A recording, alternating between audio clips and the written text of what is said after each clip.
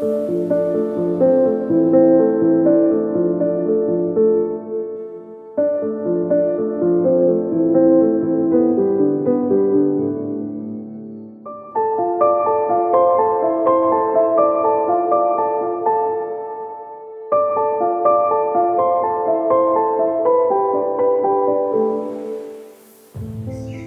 and welcome to Redefining Success with Dream a Dream. I am Varsha Pillai, and today with me is Dr. Shashi Rao from the Ananya Trust, who in all ways possible has set up the Ananya Trust in an almost opposite way of how we see the school.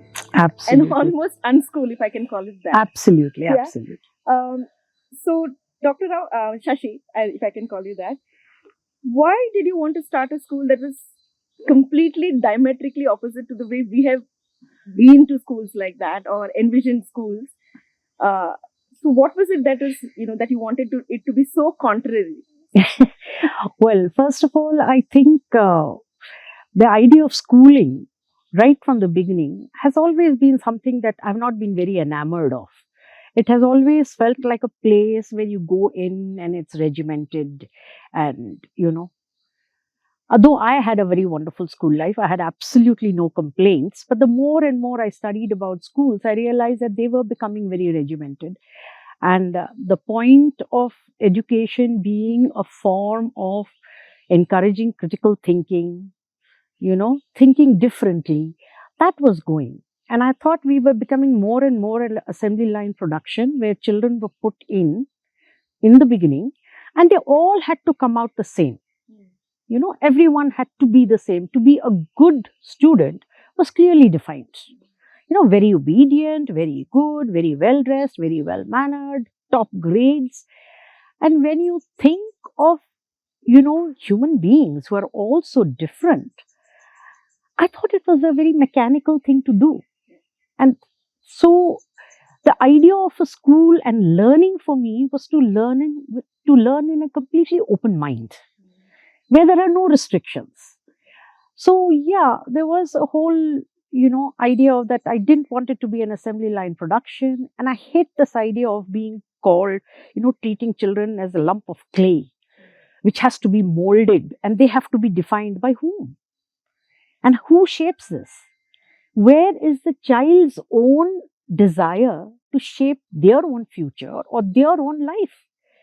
And so I thought, no, education should be something that encourages people to think critically, to think independently, and to decide for themselves. So, give the children the scope to make their own decisions. So the first idea of schooling was to decide that the school will be a place where the children will decide what they want to do, when they want to do, where they want to do, why they want to learn. And our job as teachers is to find the how. How are we going to teach it to them? So that was the whole idea of, starting a place that was very different. And so it's not only different in that way, it's also a place where there is no hierarchical division of children. You will not find, children going first standard, second standard, like you push all the children, 5-year-olds exactly, into the first standard. And then they're taught this. Somebody has decided that these are the things they should be taught. And then they have to be taught that in a year.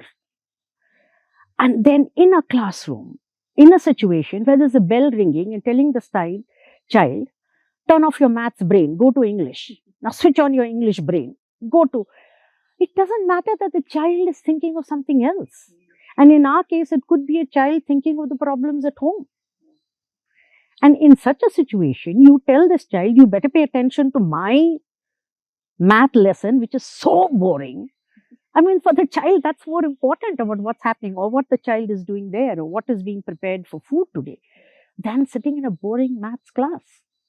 So the challenges were to address that desire for the kid, to understand the kid's needs, and to make maths so interesting that it overcomes all those. So that was the challenge that, we were looking for. Is not that saying education is not important, but how do you make education so interesting that the child forgets the other things that are attracting them? A simple thing like that. Yeah. So you have recently celebrated 25 years of Ananya right now, and a whole generation of young people have gone out of these gates of the trust and are living really thriving lives themselves, right? And 25 years have passed since then, right? Curiously, though, we are the education system itself is continuing to bracket itself and remains within the same boundaries that it has set for itself. Um,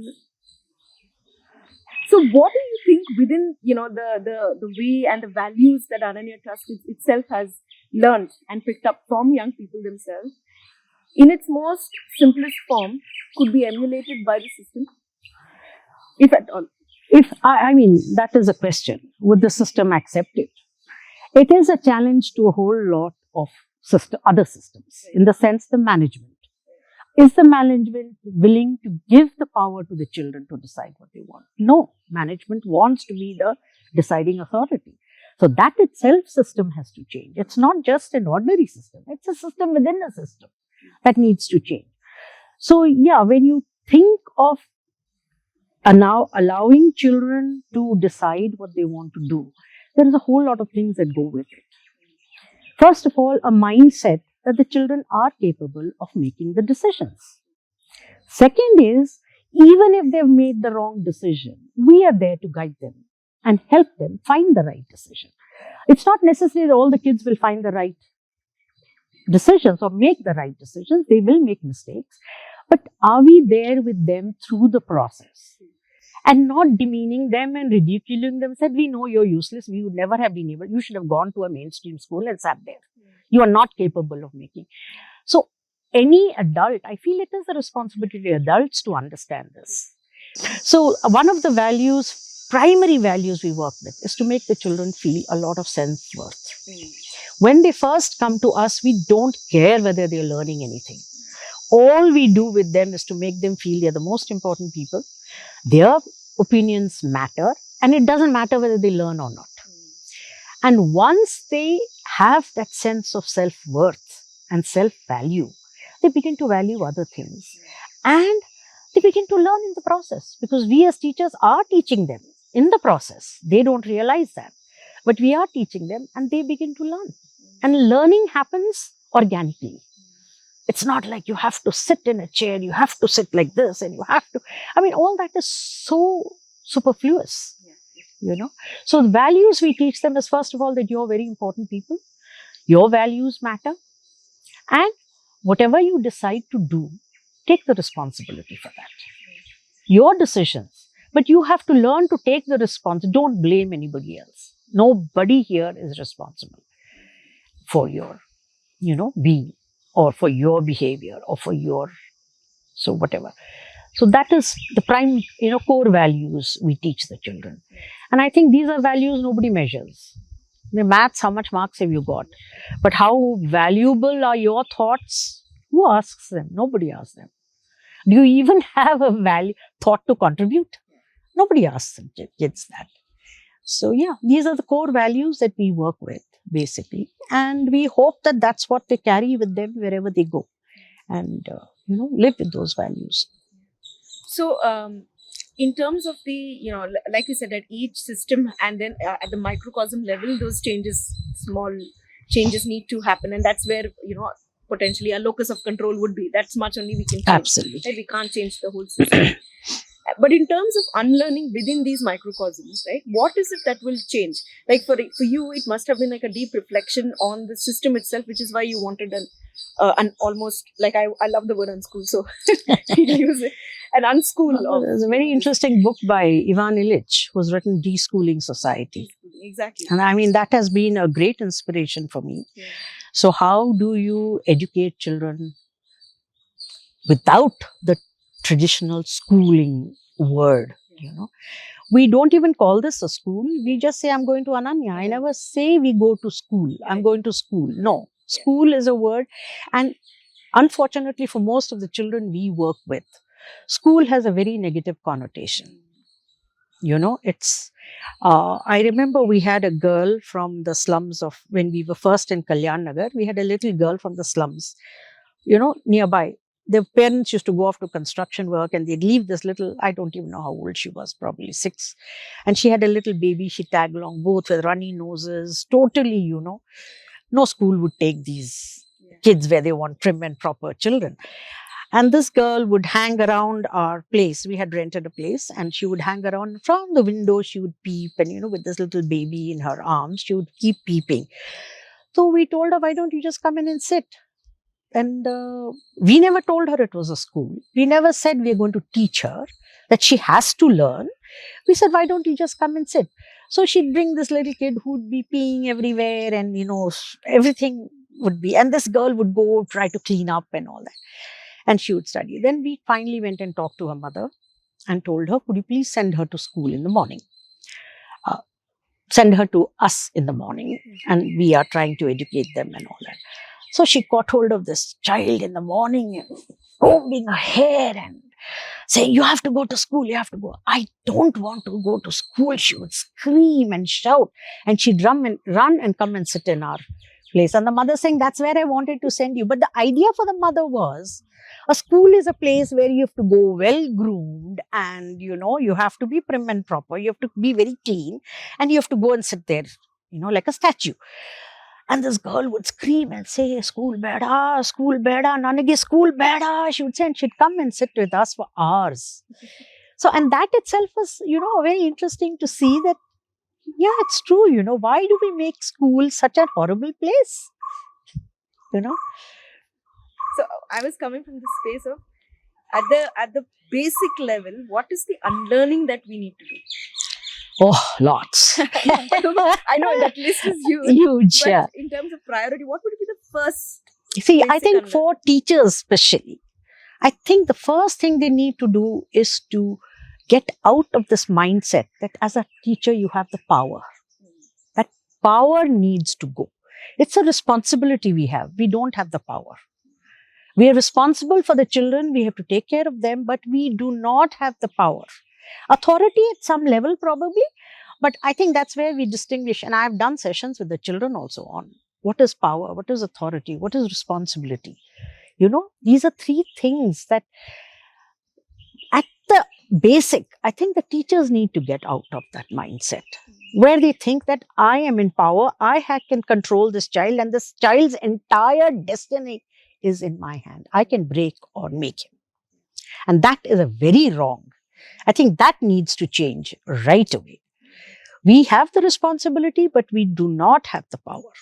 And if we do feel we think we have the power, I think we should be responsible enough to use it properly and to guide it in the right direction.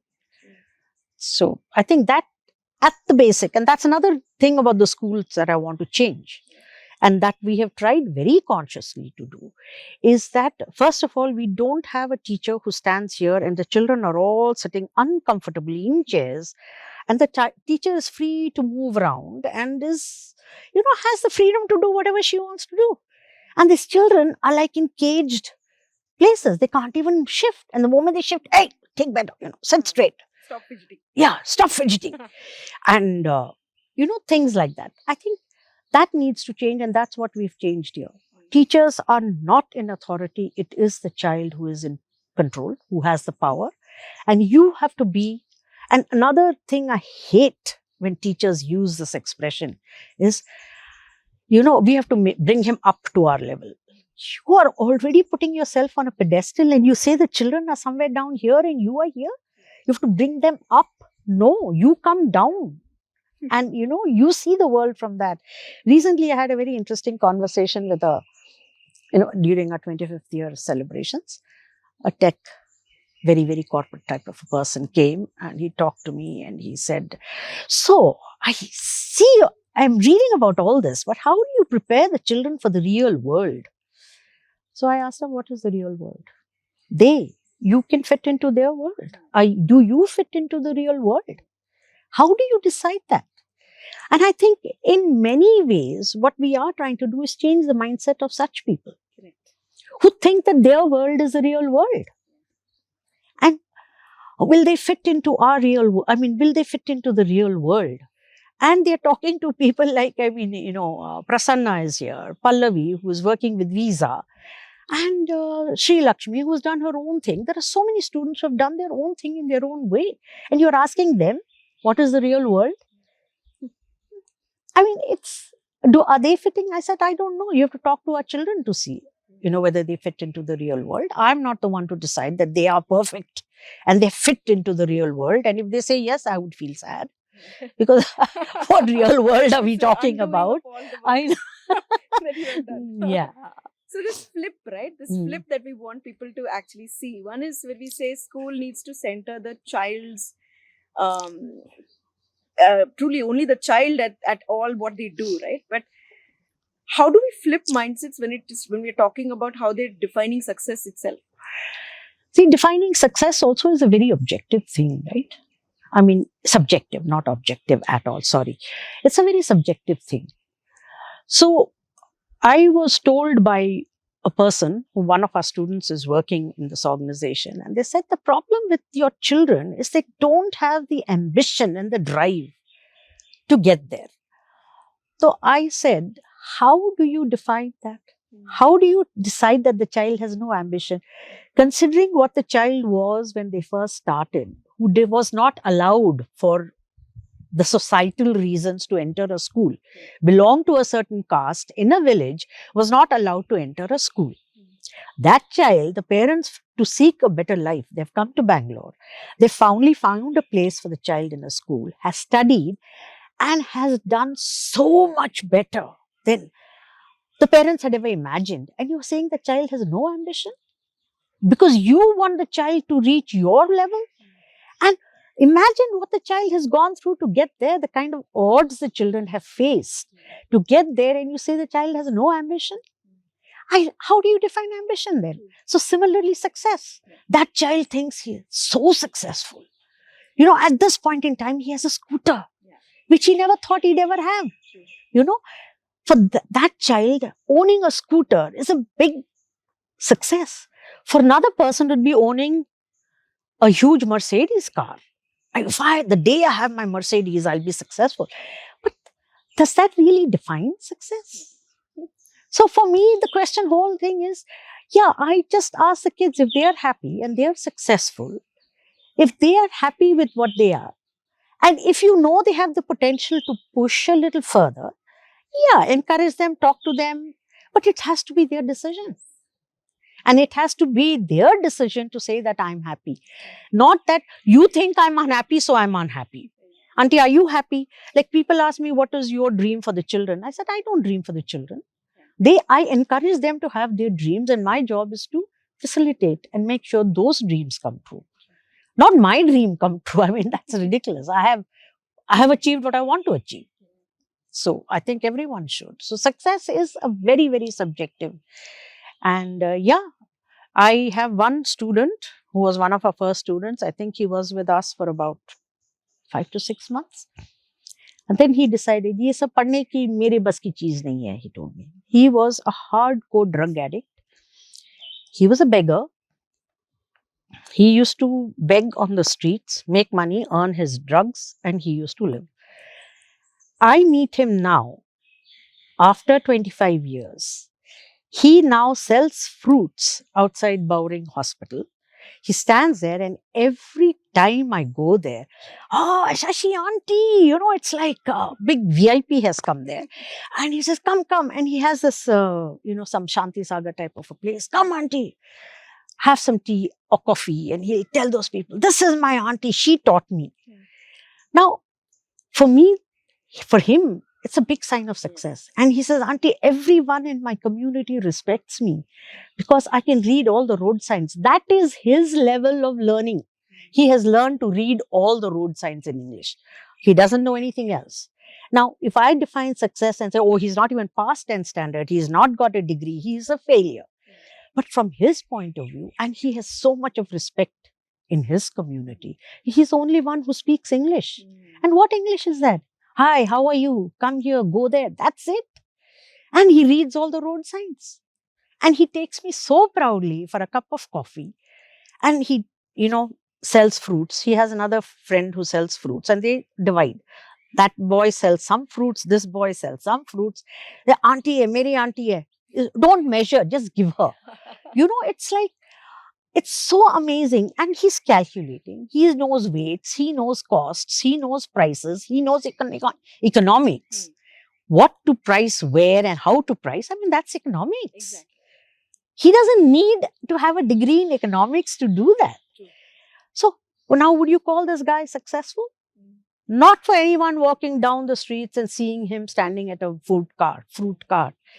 Nobody will think he's successful. But he thinks I think he's very successful, and I'm very proud of him. And it's like, if he says he's from Ananya, I don't feel, oh my God, not this one. Oh, what will people think? No. So success is a very, very, I think it needs to be redefined for sure. At least the mainstream idea of success. I think it's high time we redefined it. And we should start looking at other alternatives and deciding what is successful for each and every one. It's not working. Yeah, it's not. It's like in a movie, you're a successful movie career if you have 100 crore box office. And there are others who are doing so well, not even 100 crore, but they're producing such, thoughtful, thought-provoking movies. But aren't they successful? I think they are. So I don't know. Success is a very, very subjective term. And I hate that word. In fact, we say our USP is we pride ourselves in failures, in dealing with failures. I said we are very happy and we all call ourselves failures. Even Santosh, you will meet today. He's a techie who had a corporate job. He's now doing this. Is he successful? No, he's a failure by all stretch. Me, I'm a total failure. I should have been in some big, vice chancellor of some university and, driving around in chauffeur-driven cars and I don't know. Chair with the towel behind. Yeah, towel behind and, someone coming and I don't know. That's how you define it. So finally, for the last question. So, obviously 25 years done. Wow. But so your definition of success, is this the definition of success for you? Yes, absolutely. In fact, during our 25th year, we have one example right here. It was like everyone took ownership. And I don't think it was in anyone's mind that it's 25 years, we have to make this successful. Everyone got together and they said, we have to make it a fun event where everyone will have fun. For us, that was success. So, yeah.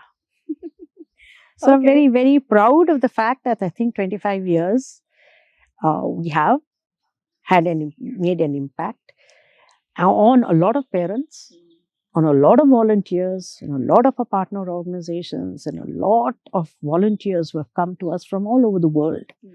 And in fact, we had a student from Finland, which is supposed to be the country with the best education, the happiest education, and you name it, Finland has it. We had a volunteer from there, and she said, in Finland, it's all on paper. This is the only place I've seen it really happen. Oh, wow. So that was a big compliment. And they got a whole lot of educationists from Europe. They had come to visit us. And they said the same thing. They were all top education officials from different parts of Europe. And they said that, we talk of all this in our educational policies, but this is the only place we've seen it happen. And we're literally seeing it in practice. So yeah, that was, I think, a big compliment. And that may be a success for me. That maybe has defined my success. I don't know, but it's nice to hear that. And, when we talk. So finally, I think this is where I'm going to end it. It was great talking to you. And I think in all aspects of the term, the way Ananya looks at education and the way Ananya looks at young people and their own aspirations and the way they need to be just themselves, I would say, is truly a unicorn, right? And we find such unicorns across different places. Thank God for that. Thank God for you. But more so, thank you so much for all that you've been doing for the last 25 years for young people across in Bangalore, and people are learning from Ananya and at least change the system at our own levels. So thank you so much, Shashi. Yeah, thanks, Varsha. Thank you so much.